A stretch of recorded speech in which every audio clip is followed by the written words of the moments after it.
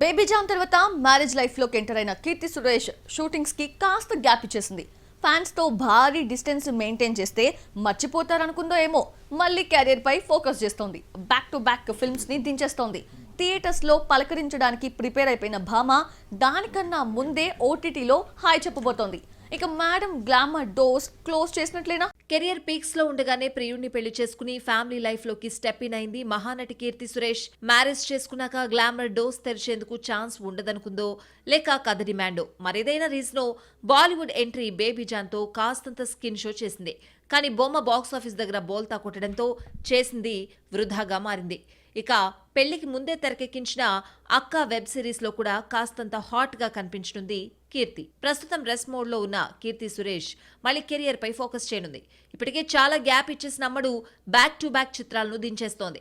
Recently Revolver Rita release date announce చేసింది team. Women centric కామెడీగా వస్తున్న ఈ ఫిల్మ్ ఆగస్టు 27న థియేటర్లలోకి రాబోతోంది. అలాగే థియేటర్లలో కన్నా ముందుగా ఓటీటీలో పలకరించబోతోంది కీర్తి.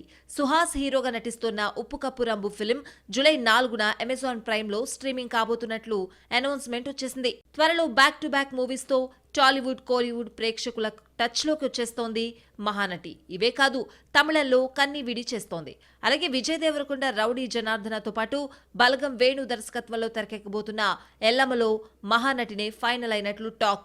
ఇదే నిజమైతే నితిన్ తో మరోసారి జోడీ కడుతోంది అమ్మడు. బాలీవుడ్ లో ఓ ప్రాజెక్ట్ చేస్తున్నట్లు టాక్.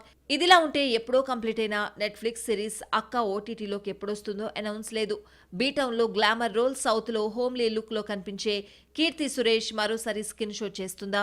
ఇక గ్లామర్ డోర్స్ క్లోజ్ చేసినట్లేనా? నార్త్ సౌత్ ను డిఫరెంట్ గా ట్రీట్ చేయబోతోందా?